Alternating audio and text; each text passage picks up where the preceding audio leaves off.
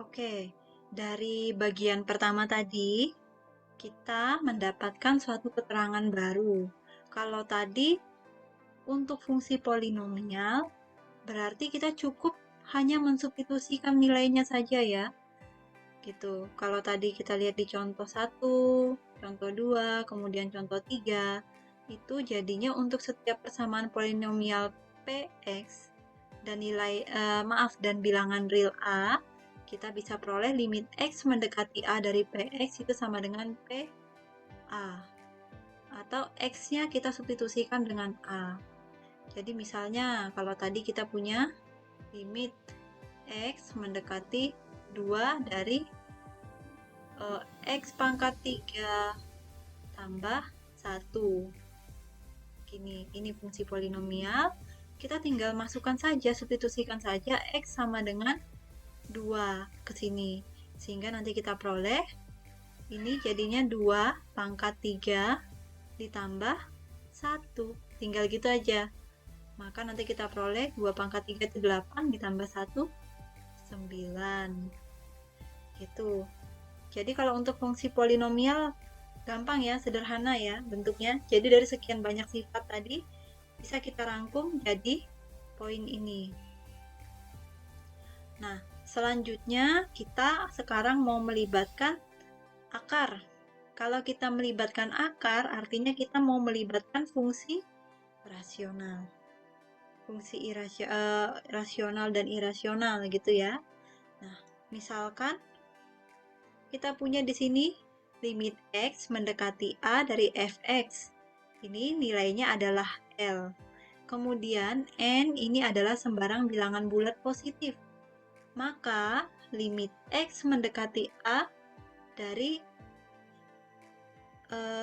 akar N Fx ini nanti sama dengan akar N dari limit X mendekati A Fx atau sama dengan akar N dari L, yang mana perlu kita perhatikan untuk N yang bilangan genap, jumlah di bilangan genap, L-nya ini harus lebih besar daripada 0 atau tidak boleh negatif nilai N-nya, L-nya, begitu ya. Nah, kalau dari sini nanti teman-teman bisa cek, berarti yang pertama kita cari itu adalah satu limit X min A F X-nya ini yang nanti kita cari pertama, baru yang kedua akarnya, akar pangkat N ya, limit X mendekati A dari Fx-nya. Ini untuk mempermudah, begitu ya. Yuk kita lihat kalau di contoh soalnya nanti seperti apa. Nah, misalnya kita diminta untuk menentukan hasil dari limit X mendekati 2 untuk akar pangkat 5 dari 3x kuadrat min 2x. Nah, kalau teman-teman bisa lihat di pembahasannya yang kita cari, kita melihat di dalam akarnya dulu, yaitu fx sama dengan 2x kuadrat min 2x. Maaf ya, ini 3 ya harusnya ya, bukan 2x, 3. Nah, selanjutnya tadi menggunakan sifat kita yang pertama, ini yang sudah kita dapatkan dari fungsi polinomial, ini kan juga merupakan fungsi polinomial ya, sehingga langsung aja kita substitusikan nilai limitnya ini. Limit X menuju 2 dari Fx itu sama dengan 3 dikali dengan 2 kuadrat min 2 dikali dengan 2. Nah, ini kan jadi 3 dikali 4 min 4 atau 8. Persis ya. Nah, kita sudah dapat nih. Ini nanti kan sama dengan L-nya. Sehingga kalau yang dicari itu limit X menuju 2 dari akar pangkat 5 fungsinya, itu nanti bisa kita tulis nanti sama dengan 5 akar pangkat 5 dari limit fungsinya, atau akar pangkat 5 dari si L, yaitu 8. Begitu ya.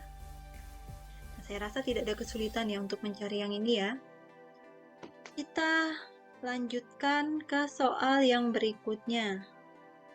Nah, kalau ini kita cek kembali, ini mau langsung kita masukkan nilai limitnya, tapi penyebutnya ini nanti sama dengan 0 kalau mau kita masukkan nilai limitnya langsung, sehingga kita tidak bisa nih memasukkan limitnya secara langsung.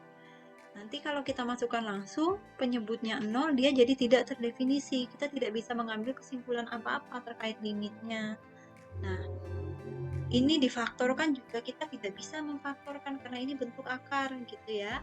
Sehingga ada cara lain, yaitu kita merasionalkan bentuk yang mengandung akar, baik itu pembilang atau penyebutnya.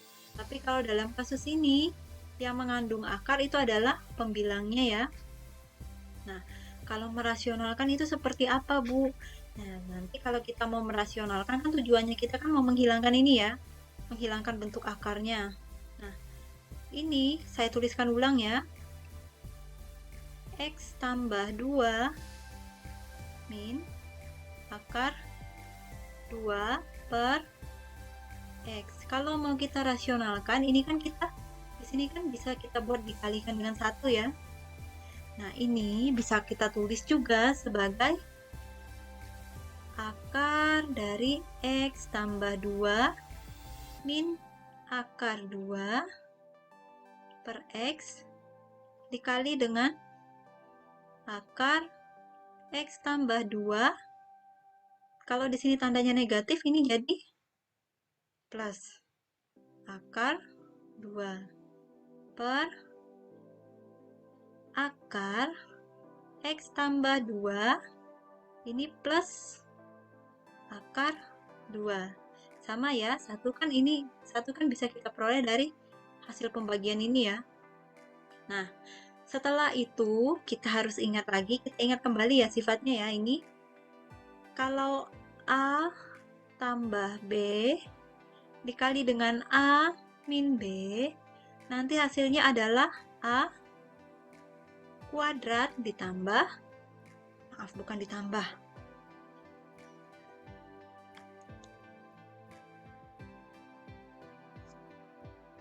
hasilnya itu adalah A kuadrat min B kuadrat.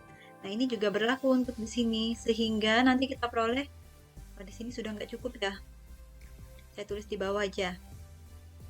Nah, ini kita peroleh akar X plus 2 kuadrat ya, dikurangi dengan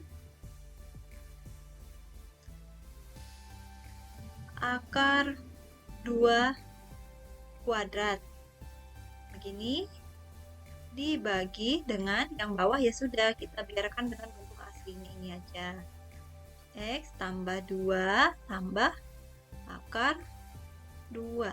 Begini ya.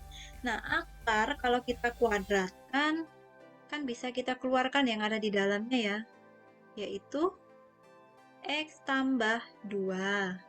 Ini yang pertama, dikurangi dengan akar 2 kuadrat ya, 2 per X kali akar X tambah 2 tambah akar 2. Nah, seperti ini. Nah, sehingga nanti kita peroleh bentuk yang ini. Nah, ini nanti masih bisa kita sederhanakan. Plus 2 dikurangi 2. Ya, nanti kan 0 ya hasilnya. Sehingga nanti kita peroleh X per X kali akar X plus 2 tambah akar 2. Nah, ini X-nya masih bisa kita bagi dengan X yang ada di penyebut, yang ada di bawah. Maka nanti kita dapatkan bentuk yang ini. Nah, bentuk ini kalau kita cari limitnya kan lebih enak ya. Kita bisa ketemu limitnya. Maka nanti limit X mendekati 0 dari bentuk awalnya ini, itu kan sama dengan limit X mendekati 0 dari bentuk baru yang sudah kita dapat. Nah, ini tinggal kita substitusikan nilai X sama dengan 0. Nanti kalau kita substitusikan jadinya 1 per akar 0 tambah 2 tambah akar 2. Ini. Nah, ini nanti sama dengan 1 per akar 2 tambah akar 2. Yang di atas ini ya. Nah, ingat, akar 2 ditambah akar 2 bukan akar 4 loh ya. Akar 2 ditambah dengan akar 2 nanti jadinya 2 akar 2. Gitu. Sampai di sini, ini untuk contoh kita yang kelima. Ya, untuk pertemuan kita hari ini, saya rasa kita cukupkan sampai di sini dulu. Di pertemuan kita besok, kita akan membahas caranya mencari limit untuk fungsi yang melibatkan bentuk-bentuk trigonometri. Gitu ya. Nah, jadi dari pembahasan kita hari ini, kita dapat 2 teknik. Yang pertama nanti teknik pemfaktoran, kedua teknik merasionalkan. Teknik pemfaktoran itu tadi bisa kita gunakan kalau bentuknya bentuk polinomial sederhana yang kira-kira bisa kita faktorkan. Nah, kemudian kalau yang merasionalkan, ini kalau bentuknya bentuk akar gitu ya, kita rasionalkan. Begitu. Nah, saya harap materi ini bisa membantu kalian, pembahasan ini bisa membantu kalian memahami materi pada slide. Bertemu lagi di pertemuan kita yang selanjutnya ya. Terima kasih.